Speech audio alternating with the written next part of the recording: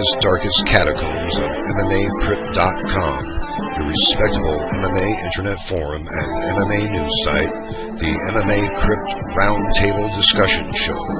Sit back and listen up to what's being said at the Roundtable.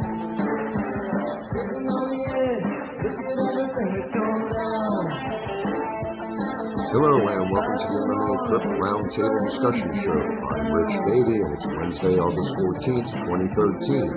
Joining us on the show today are yours truly, Jacob Cooper, and UFC lightweight fighter James Krause. We're honored to have James join us on the Roundtable Show after winning his debut fight in the UFC over Sam Stout by submission in the third round, which not only earned him the submission of the night bonus, but the fight of the night bonus as well.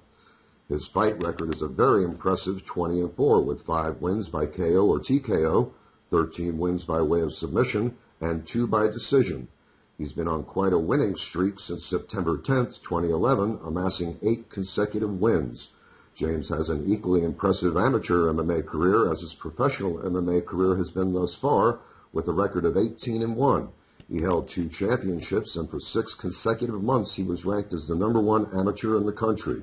I'm sure we'll have a great time discussing MMA with James, as we usually do at the Roundtable with other fighters and guests, and we'll also chat a bit about his route to the octagon, his opinion on a few MMA topics, his time on the Ultimate Fighter live show, which aired on the Fox FX network in March of 2012, and we'll also discuss our predictions for the UFC Fight Night 26 Sonnen vs. Hua event, which is taking place this Saturday, August 17th, 2013, on the new Fox Sports 1 network.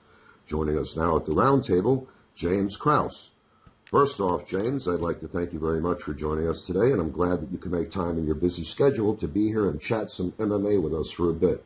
Welcome to the Roundtable Discussion Show, my friend. Thanks a lot, man. Appreciate you guys having me on. Hey, it's our pleasure. We really appreciate you taking the time to do this with us. Okay, what I'm going to do here is I'm going to just go ahead and turn this right over to Jacob Cooper right away so we can get things rolling here. Okay, thanks for joining us, Mr. Krause. So first of all, question I'm sure you've been asked many times before. How does it feel to have your first win in the UFC? Oh man, it's great. It's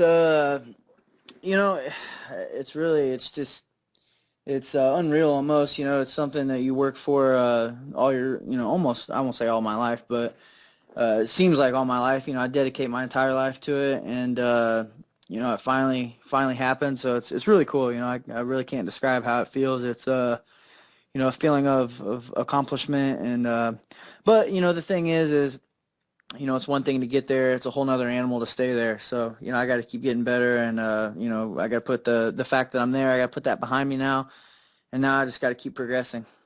Yeah, well, you certainly seem to impress Dana White with your performance. And with your win over Stout, you secured the submission of the night and fight of the night honours. So have you spent that? No, it's I haven't spent a dime of it. It's in my bank account, man. It's in savings. I'm probably going to invest it in something, try to be smart with it. That's wise. Dana White recently stated about they've been considering scrapping the post-fight bonuses. So what are your thoughts on this? I think I hope he doesn't. I think it's ridiculous. I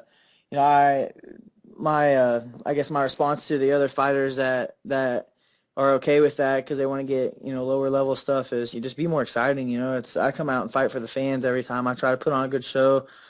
And I think I've shown that my last few fights, even before the UFC. I don't come out to be conservative and stuff. I like to take risks. I like to be exciting. I want the fans to want to watch me. So, throwing a cartwheel kick isn't doing a whole lot for me, but it's cool for everybody else to see, and it it wins bonus checks. So that's the type of stuff that I want to bring to the table, and just kind of, I don't know, a breath of fresh air, and see something different, I guess. I love it when I see different things. So, I hope the fans kind of see it the same way I do. Yeah, I definitely agree with that. And the thing is, a lot of the fighters that are rallying to scrap the post-fight bonuses are the ones that aren't going to win them because they're not very exciting. So it shows why they do it. This next question is from our member, Dirty Daily. He asks, does Sam Stout hit as hard as many say? His nickname is Hands of Stone, yet watching his fights, he doesn't seem to have much zip in his punches. he that's really hard to say because, you know, he really never, I made it a point to never be just right in front of him.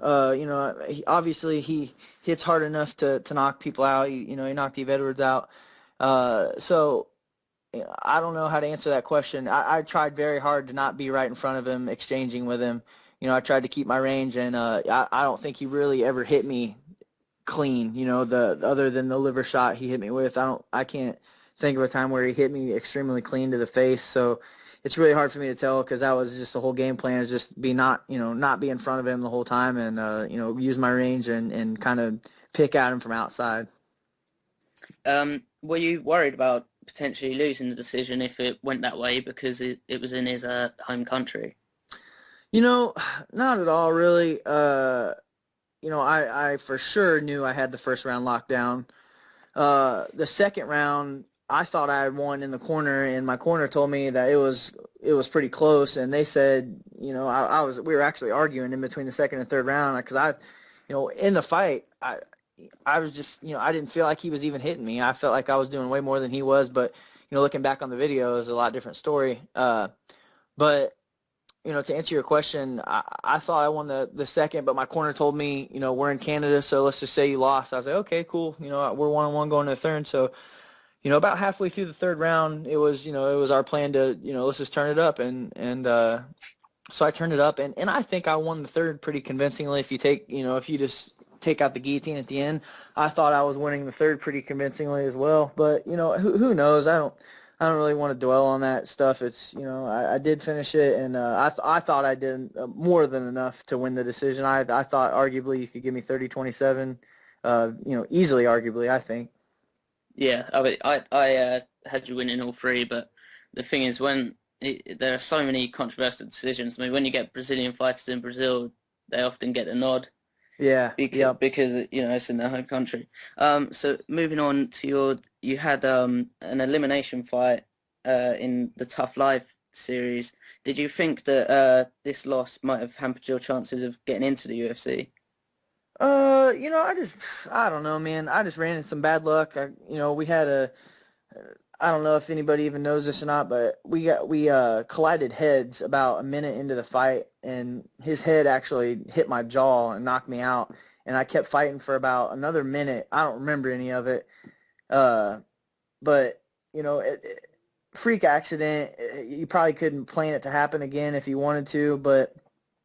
You know, I went into just a bad state for about 2 weeks after that. You know, I really thought this was my chance and to make it, and you know, and after a while, I just had to dig myself out of the hole. And it's either, you know, I'm the type of person. It's, you know, I guess I can describe it when younger guys ask me, you know, if they can make it in the sport, and I answer with, well, I mean, do you think you can make it? Because if you do, then you can. You know, you can do whatever you want. You know, it's can I make it into the UFC after this loss? Well, of course I can. That is not the question. The question is do I want to dedicate my time, you know, the time that's going to take to build my record back up and stuff like that. And, you know, obviously I made the right decision, but yeah, I mean, of course you can. You can do anything you want, and I'm a firm believer in that. You know, it's just do you have the energy and the time that you can put into it necessary to, you know, to be successful at it. So, yeah, I mean, I knew after I dug myself out of that little week and a half, 2 week hole, I knew that I could, you know, do whatever I wanted, and I could make it in the division, and you know, I knew 100% sure that I could do well. Well, I was thinking the other day, in some way that could have been sort of a blessing in disguise, because in recent TUF seasons, like not many fighters have really got an actual shot in the octagon. I think it was the Carwin Nelson season. I think there were two guys outside the finale that actually got shots in the octagon. So yeah, that's what a lot of my teammates are saying. That is really the best thing that could have happened to me. They said that I was just different after that, and I didn't train any harder. I always bring my A game to training. You know, I train like a madman. So, I mean, I don't know if I agree with that necessarily, but it definitely made me hungry again. So either way, man, it worked out, and you know, that's all I can. You know, I can't you know, do the what if game. So. You know, it worked out great for me, and I can't really say anything else. You know, I'm there now, and that's all that matters to me. Okay. This next question is from Blue Nose Greg. You received two offers from Joe Silva against Eve Edwards and Norman Park, respectively, but declined. Was it a relief to make your debut, and did you suffer any octagon jitters? Actually, I didn't turn down 2 fights. I turned down 1. They gave the other fight to Jeremy Stevens over me after they said they were going to give it to me. So I did turn down the Norman Park fight. It was on 6 days' notice, and I would have had to cut like 28 pounds in 6 days. So I thought to myself, I've done that before. I did that with Bellator. I cut 33 pounds in 5 days, and I just, I fought like crap. And nobody really got to see the real me. And, I was, and then the Ultimate Fighter happened, and nobody got to see the real me. So, man, I just made a decision that everybody was going to see the real me. You know what I mean? I was sick of, doing these, not the favors, because I love doing the favors and stuff like that, but it's not about the favors. It's about giving myself a fair shot and showing the world who I really am and what I'm all about. So, that's why I turned that fight down. And as far as the jitters go, no, man, I honestly, I didn't have any. I wasn't nervous. When I got there, it was just like, man, I just felt I felt like I belonged there. It was just like, man, you're just, okay, you're here, it's just, I almost felt like it was normal, like I'd been there 1,000 times before. I'd seen all the people, I know all the people there, so it's really, it's no different. I've been through the weigh-ins on TV. I've had the cameras in my face. I've fought in front of, 15,000 people before. Nothing was new to me, so it's, I didn't feel nervous at all. We loved the matchup. There was nothing about the fight that I was nervous about. And I really, there's a video on my YouTube page that shows, when they call me out, and I just, it's just a normal day. I wish I was lying to you, but I'm not. I wasn't nervous at all. I was ready to go. That's good.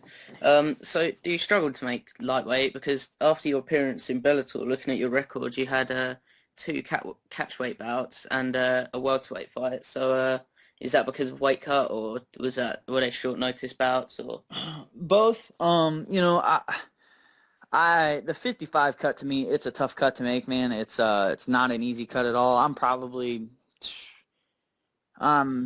85, 86, 87 right now.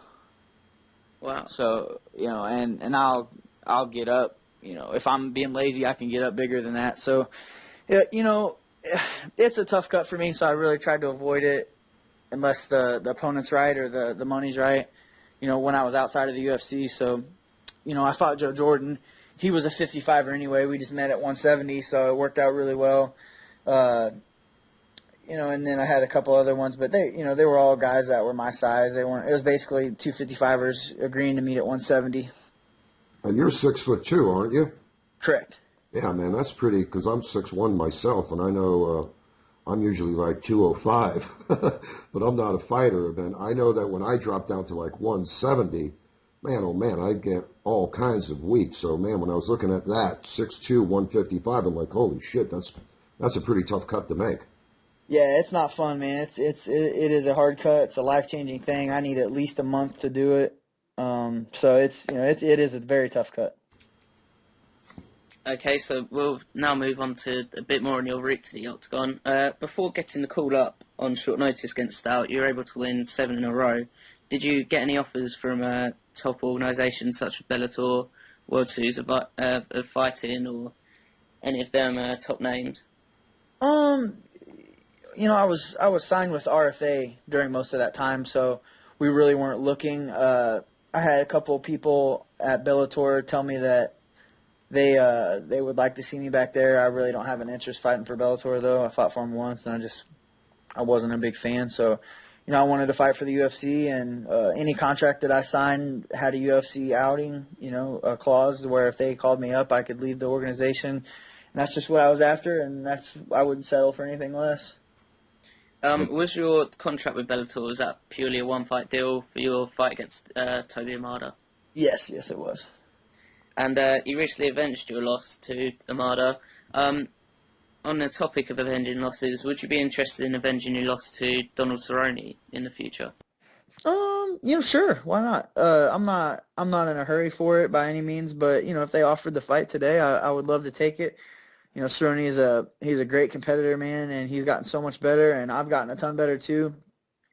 I think right now they put me probably. I think I'm a big question mark in the division. I don't think they really know where to put me right now. Cerrone, he's obviously solidified himself as one of the top contenders. So I don't think they'll put me against him anytime soon. But if they did, I would be ready for it. You know, uh, like I said, I don't know exactly where they put me. So I think it would be tough to match me and him up right this second. But I think here after a couple wins, it could definitely happen. And on the topic of former opponents, what are your thoughts on Ricardo Lamas, and do you think he deserves a shot at the 145 belt? Oh man, he's a stud. He is strong. He basically just exposed me at the time. I had never wrestled a day in my life. Whenever I fought him, I didn't, I've been subbing people off my back, and I just didn't have the wrestling, didn't try to stop the takedowns or anything, and he just pretty much exposed me. Comparing my fighting abilities now to my fighting abilities then is not even close. But Ricardo's tough, man. He is a remarkable athlete, very, very good. I think he's one of the best in the division. But Aldo is tough, man. He's gonna be hard to beat. So that's anybody's ball game right there. I think the best person to beat Aldo is Anthony Pettis. And did you see the potential to be a title contender in Lamas when you fought him?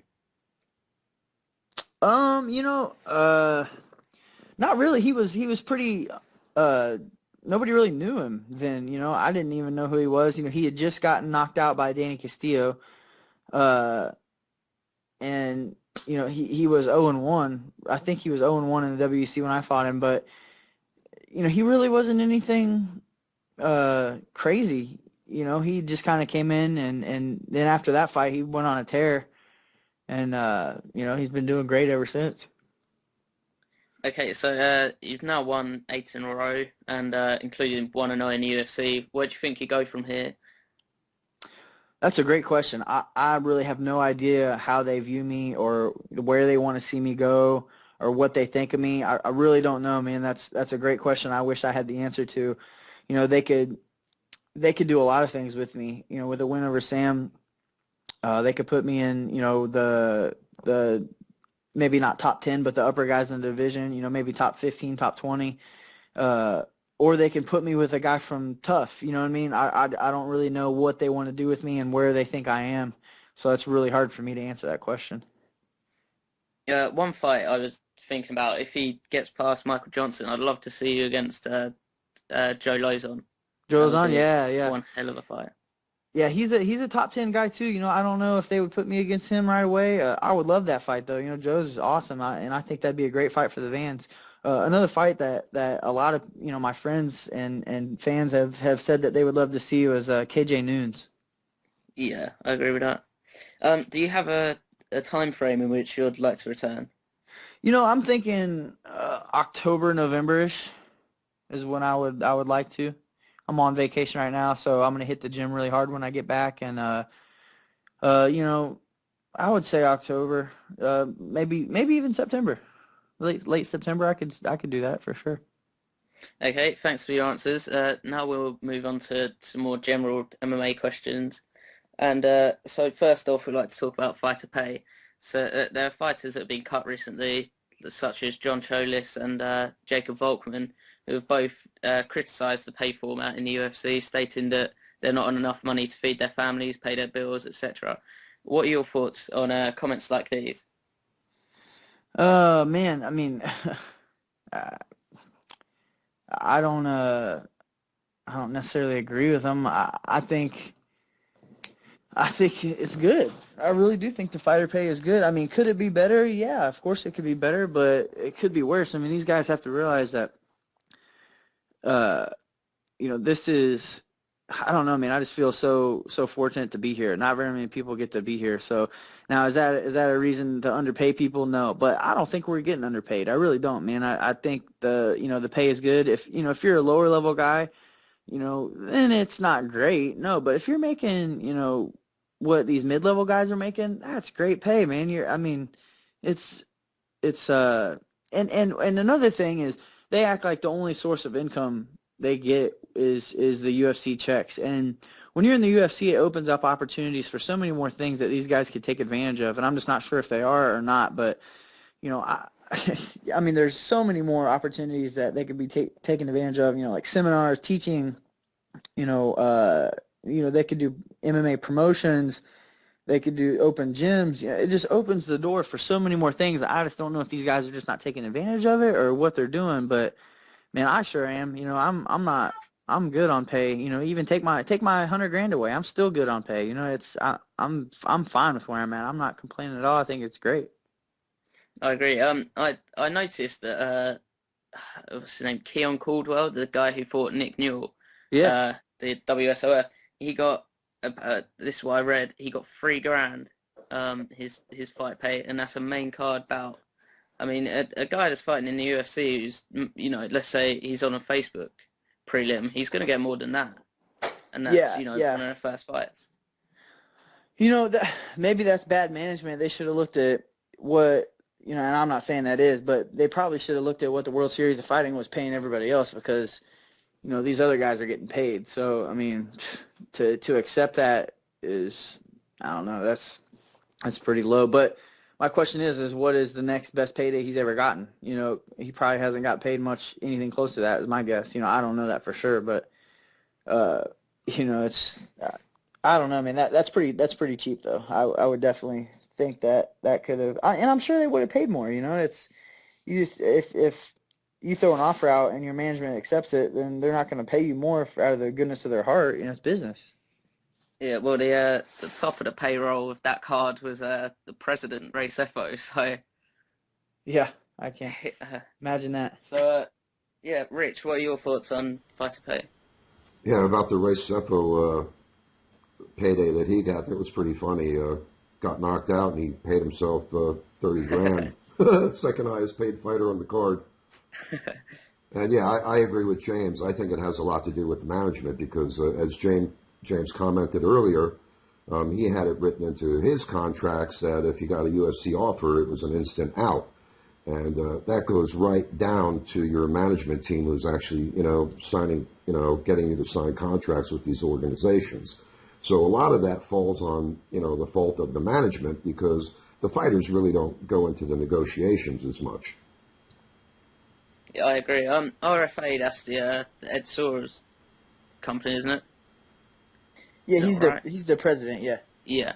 So I mean that's something that was it Tim Elliott? He was in RFA, wasn't he? Yep. He's my teammate. Yep. Yeah, I think that's something they must have sort of a relationship going on there, which is obviously that works out for both sides. So now we'd like to move on to your opinions on the lightweight division at the moment. With Pettis fighting Henderson in the future and a number of top contenders such as TJ Grant and Josh Thompson in the mix, where do you see yourself in the division and how many wins until you'll be up there with the guys in the upper echelon?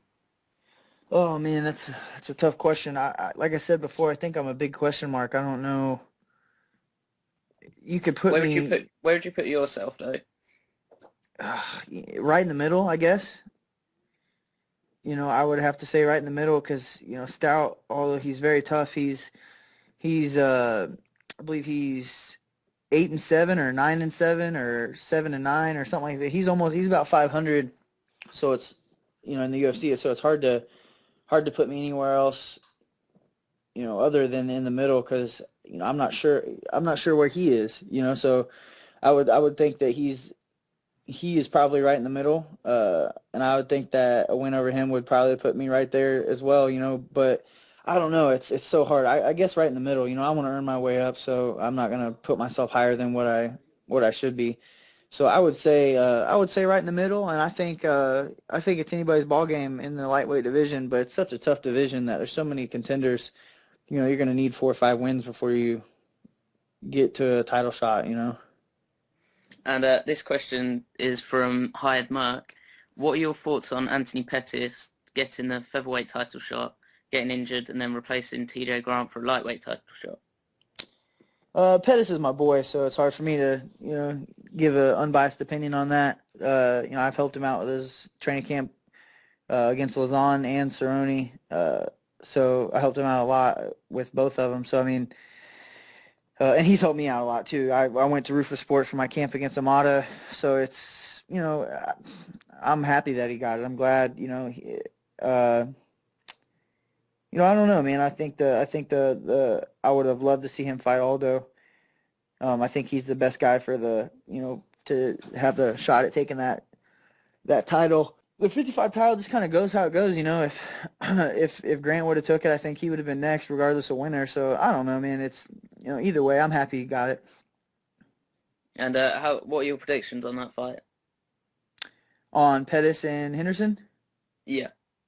Oh man, that's a tough fight. That is a extremely tough fight. Henderson's, he's Henderson, man. He comes and he brings the fight the whole time, but Pettis brings just such an awkward style to the table, man. It's sparring him is unlike sparring anybody else. It's the range is different, the movements are different. It's so hard to mimic him. So they've both gotten a ton better, man. I can't call that one. I think it's obviously I'm going for my boy Pettis, but that is a tough fight for both guys. I saw in an interview with Arrow Hawani, Pettis was saying it. He was initially for his fight against Aldo, he was going to try a kick that was a taekwondo move. I can't remember what it was called, but did he ever tell you about that? I'm sure I've seen it between him and 480 kick or something like that. I'm not sure which one you're talking about, but I'm sure I've seen it. Between him and one of the guys I train with is a 6th-degree black belt in Taekwondo, so I'm sure I've seen it before. Okay, now to an issue that is ever present in the sport, TRT. A lot of fighters have a range of opinions on TRT. The most recent opinions come out was by the featherweight champ, Jose Aldo, who not only stated that TRT wasn't necessarily a bad thing, but that he felt that Randy Couture used it during his career. What are your thoughts on testosterone replacement therapy? I think it's ridiculous, man. I don't know. The same stance is kind of like that. I don't know who's done it and who's not, but I just feel like it's just it's an unfair advantage, obviously, and you have to level the playing field to where everybody's on the same ground here. I've never done it, never will. I think it's ridiculous if you have to do that to be a better athlete. Obviously you can do it to be a better athlete, but I feel like it takes away the integrity of the sport, and I don't know, man. I think it's stupid. I think the problem is a lot of the guys that are on TRT have been caught for steroids before, so they're sort of, if you're going to take steroids, it's your own doing that your testosterone is dropping, and then you have to take the TRT to obviously get your levels back up, but yeah, you can't. I think it's sort of doing two illegal things, really. Yeah, I'm not big on it. I think, and it's so easy to get for these fighter guys, it's so easy to get an actual prescription and stuff like that too. So it's all a joke. I think I believe very few people actually need it in MMA. And obviously that's the reason that Vitor Belfort can't fight in America, really, because I saw that the Nevada Athletic Commission said that they'd never allow Belfort to fight in Las Vegas. Yeah, I mean, I don't blame him. I don't. No. Well, in California, too, they're not issuing any more TRT exemptions either. If you have an existing one, you're grandfathered in, but they're not issuing any more. Yeah, so that's good. I like that idea.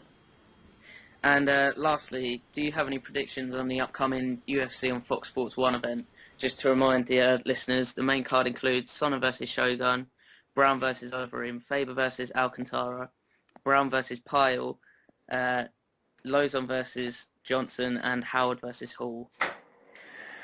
Oh man, I really love this fight card. The main event is tough for me because I'm a huge fan of both guys, but I have to lean towards.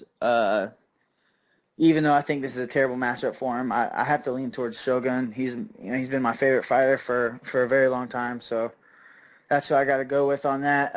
Brown Overeem, oh man, that's another good one. I don't know how to call it. Brown is so athletic, and he's such an animal, but so is Overeem. Gosh, I can't call that one. I'm gonna go Travis Brown on that one. What are the other ones? Keep going. Faber versus Alcantara. Faber, easily. And Mike Brown versus Matt Brown. Matt Brown versus Pyle. That's an awesome fight. I'm gonna go with Pyle on that one. Joe Lozon versus Michael Johnson. Once again, great fight. I got to go with my Missouri native, and somebody actually fought Michael Johnson. I got to go with him, though. And John Howard versus Uriah Hall. That's a great fight, too. Gosh, dang, this card's stacked. I know. I'm going to go with I'll take Uriah. That's a tough fight, though. I think Howard, can maybe expose the new guy. I don't know. We'll see. Rich, you got any predictions on that? Yeah, I actually prepared some. Seems like James and I aren't going to agree much on this. We do agree on Faber. Let me just pull up my notes here on what I prepared for that. Okay, Shogun Rua versus Chael Sonnen. Yeah, I'm kind of not quite decided on that one either because I, like James, like both of those guys. I'm a fan of both of them. I want to say Chael by decision, but it's difficult to say with Shogun, because he seems to be running hot and cold every other performance. I agree, yeah. But if he comes out motivated like he was after that first Machida fight, I think he might be able to win by TKO early on if he brings it. But, Sonnen has lost his last two by TKO, so that kind of, leads favor to Shogun to win that one. But it seems that the bookies are favoring Sonnen. And if I had to bet money, I would. If I had to, put $10,000 on it right now, I would bet Sonnen.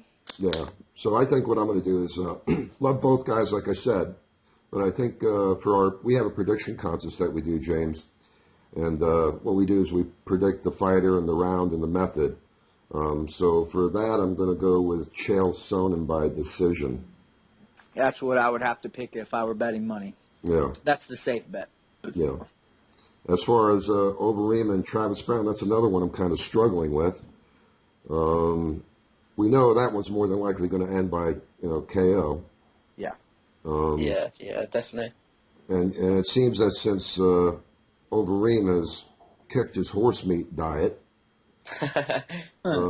it doesn't seem like he's going to, be performing that well. But again, this is only the second fight since he's given up the horse meat. So I think it'd be interesting to see how we'll deal with the loss against Bigfoot, because obviously he was quite cocky in that fight, putting his hands down, and I doubt he's going to do that again. Really. No, exactly. And again, was that directly attributed to giving up the horse meat diet that he was on? Is he going to have the same sort of performance this time around? He's a big favorite. According to everything that I'm looking at, he's the massive favorite. Who'd you pick, James? I'm a 50-50 toss-up, but I picked Brown just because. I don't know why I did, but it's either one, man. I think it's anybody's ball game there. I think it's going to be a first or second round knockout. Yeah, I'm going with the upset. I'm going with Brown by KO in 2.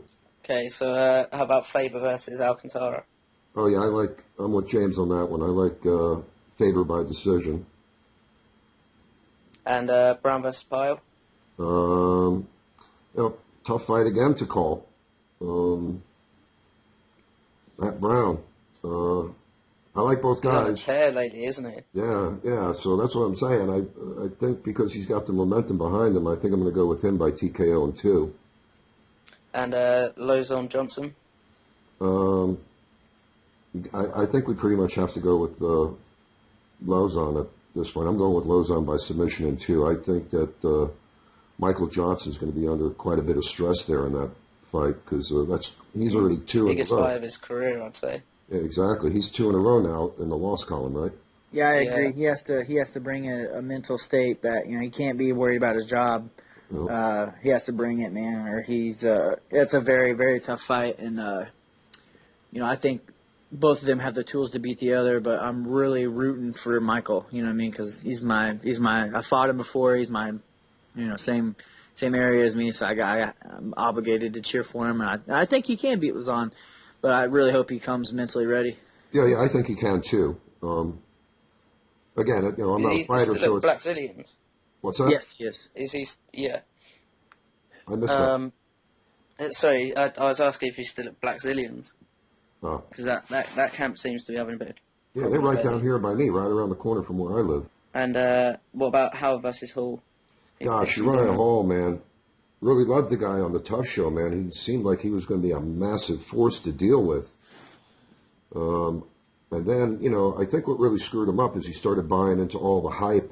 And then when he fought Kelvin, he kind of thought he was a combination of John Jones and Anderson Silva. He kind of showboated a bit too much. And I agree with Blue. He needs to actually, take a little bit more urgency in the fights when he goes in. He can't sit back the way that he does. But I do like him. And I think I'm going to go with Uriah Hall by TKO in the second round because I think he might have realized the error of his ways in that TUF finale fight. I agree. Well, just in case anyone wants to know, my prediction for Son and Shogun, I think that could go similar way to Shogun versus Dan Henderson, because I think Sonnen and Henderson sort of have a similar style. Both wrestlers, both got pretty good cardio. But I think Shogun has enough to stop Sonnen. I don't think Sonnen looks as good at 205 as he did at 185. And also, Sonnen seems to be overlooking Shogun. Like, he's talking about how much he wants to fight Wanderlei Silva and Vitor Belfort and a few others. So I think Shogun will win that one. Yeah, and Sonnen already said he's moving down after this fight, right? Yeah, exactly. So I think he's sort of, he's. I don't know if he's underestimating Shogun, but he's certainly not as focused as he should be. Brown versus Overeem, that's such a tricky one. Overeem, I mean, as you said, he hasn't looked as good since he had a ban obviously after the Lesnar win, sorry. And he lost to Bigfoot, obviously. I think he'll beat Brown, though. Faber versus Alcantara. I think Faber. Brown versus Pyle. I think Brown, as you said, has got the momentum. I think he'll secure a victory in that one. Lozen Johnson. I think because of his experience, I think he'll get a sub there. And I'm going for the upset. I think John Howard will beat Uriah Hall. I think he's got the experience, the wrestling. I'm not sold on Uriah Hall. After that Kelvin Gastelum fight, I didn't think he looked all that. Yeah, that was a real shocker, wasn't it? Well, if you remember, I was the one that was picking Gastelum. Yeah, well, I picked him early on. I picked him early on in one of these suicide pools that we do, and then at the last minute I kind of chickened out and went with the flow that cost me the suicide pool. But yeah, I saw early on he looked to be a good prospect as well. Yeah, he's going down to welterweight now. I can't remember who's fighting, but well, they're training together right now, actually, Hall and Kelvin. Oh, all right, I didn't see that. Yeah, but yeah, that is a stacked card. It's crazy. So James, what are your thoughts on? Lastly, what are your thoughts on the Bellator pay-per-view? It's Tito Ortiz versus Rampage Jackson, and recently announced Chandler versus Alvarez 2 as well. I think it's a great card. I don't think Bellator is going to do great. I don't think they'll do good pay-per-view numbers though. They've solidified themselves as a free show basically. I'm not really intrigued by the Rampage Tito matchup. I am, however, by the Alvarez Chandler matchup. Like I said, I like the card. It's a good card. I just don't see them doing great pay-per-view numbers. No, I don't think they have the firepower at all. I think that's their best lineup, and I don't think their best lineup, comes close to matching up with the UFC's worst lineup, or mid-level lineup. I won't say worst, but well, I think it's it's weird how how Beyond Revenue's doing it, because he's always stated that he likes the tournament model and he likes building up his own fighters, and then he's got Tito and Rampage, who obviously made the name for themselves in the UFC. Yeah. Well, I think they're kind of in desperation mode at this point because their numbers are slipping as far as viewership goes all the way around. They've moved to Thursdays as well on the Fight Master, and I think on their free events as well.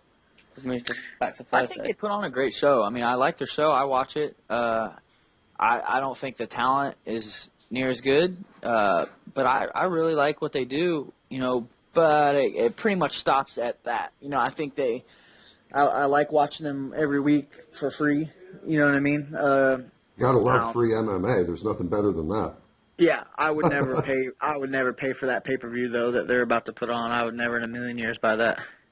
So I wonder how that's going to impact them, because I think what you're saying is pretty much the general consensus all around. I mean, I don't really see, a whole lot of people willing to, shell out whatever it is they're asking for a pay-per-view, because as you said, they've already established themselves as a free MMA model.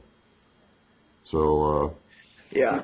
I wonder if this is just like a desperation mode for them, because now they've taken Alvarez back, they've added him to the pay-per-view. Obviously, that was a move to try to garner, more revenue from that pay-per-view, because I'm pretty sure, I don't know what Revenue was thinking there when he thought that Tito and Rampage was going to be a pay-per-view bout that would draw people. That's kind of insane. Alvarez has to be getting a pay-per-view buys to make him come back. He has to be getting that. Oh, yeah, and I think that was part of their whole, reason that they did the pay-per-view thing, because now if, again, we had that issue where they were holding him back from fighting because of the matching clause with the UFC contract. I think they threw the pay-per-view in there to say, okay, look, now we have pay-per-view, now we can offer, that pay-per-view share, whereas before they didn't have that. So that was probably the thing that broke the camel's back as far as Alvarez deciding to go back, because now if they continued and they went to court, now Bellator has the grounds to say, hey, we have pay-per-views, we could give them a pay-per-view share. Yep, I agree. I also saw yesterday they've dissolved the women's division. Doesn't look like they're going to be promoting any women's fights anymore. No, they're done altogether. They've already, he's come out with a statement saying that he's released his stable of 3 women fighters. And I saw that. I saw one MMA journalist saying that he reckons the bantamweight division, that's going to be dissolved soon as well. So yeah, it does seem like they're in desperation mode. Yeah, it seems like they're in trouble. And again, they've got so much bad press lately because obviously the fighters that are signing with them don't have excellent management like James obviously does. Because, these guys are getting stuck in scenarios that they really don't want to be in. And then every once in a while you got one of the loyal fighters who'll step up and say, oh, yeah, I love them. I'll take, another 8-fight contract. When, is that really where MMA fighters want to be? No, everybody wants to be fighting on the big stage in the UFC. I agree. Yep. Okay, I think we've gone. It's the time to wrap up the show. Great to have you on today, James. Lovely talking to you. Yeah, man. Thank you guys so much for having me on. I appreciate it a ton. I got one more question for you, James. Yeah, go for it, man. Any sponsors or friends, family, or anything that you want to mention and give a shout out to? Yeah. I guess my first one would be Dethrone Royalty. They're my number one sponsor. My gym, Grindhouse MMA. And then you guys can follow me on Twitter and Facebook. Search me, all that good stuff. And then you guys for having me on, man. I appreciate it a ton. Well, we appreciate you taking the time to join us. And one more question I have for you. Yep. As far as the undercard fighters go, I was just curious. When you have up-and-coming fighters that are fighting on undercards, are there gyms and training camps that are willing to sponsor them as far as, not making them actually pay for their training camp? Because we hear these big-time fighters talking about how they're spending, tens of thousands of dollars for a training camp.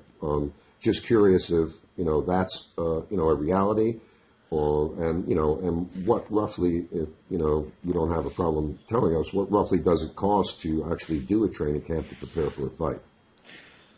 I mean, I think that's absolutely ridiculous that those guys are spending that money. I mean, they have to be hiring, like, nutritionists and people. They're probably flying people in to come help them train. I just go to other people. You know, I've never had a problem with it. Usually, when you bring people in, you got to pay for them. You know what I mean? But if you go to other people, it's free. Usually, you know what I mean?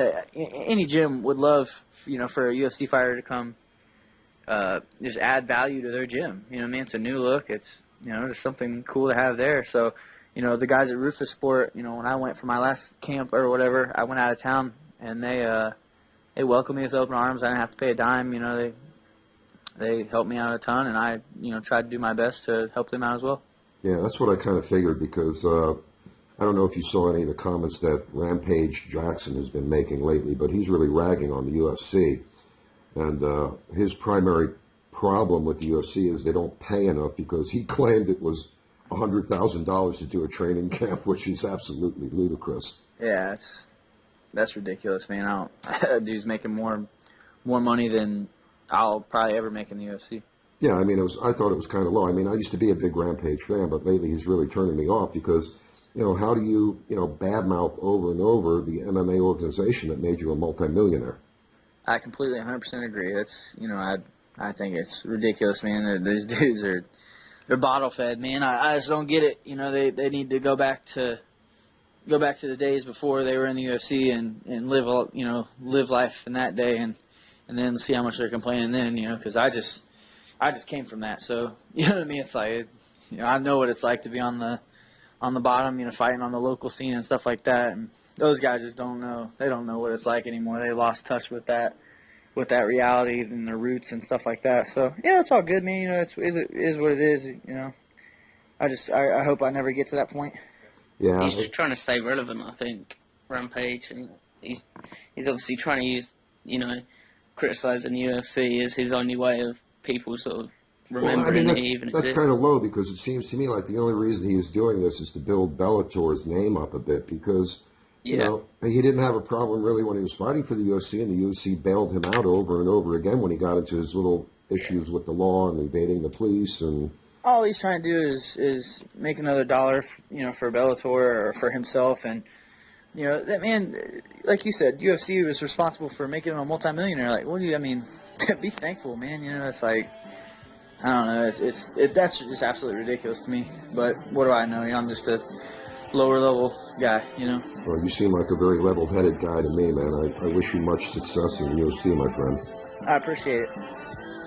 Okay, Jacob, so I guess we're wrapping this one up then? Yeah. Okay. I guess we're going to say our goodbyes here. James, if you want to say goodbye to anybody in particular, now is the time. Oh, man, thank you guys for having me on. I appreciate it. Okay, thanks again for joining us and giving us the opportunity to share this time with you and chat some MMA, my friend. Yeah, man, thank you guys again. Thanks very much, Davie. Yep, thanks, buddy. All right, fellas. Until next time.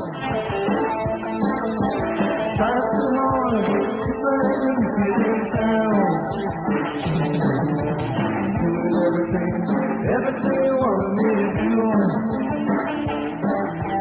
How could I be surprised to be fooled by you?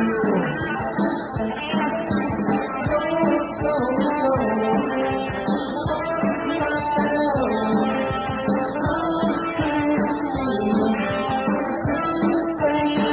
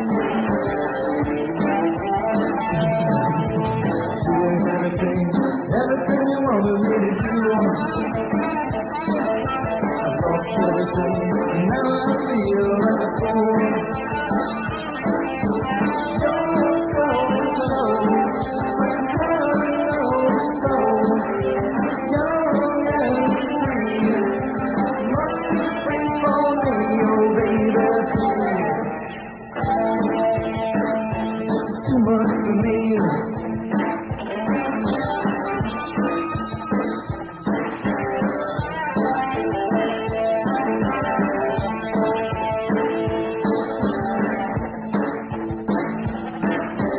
If I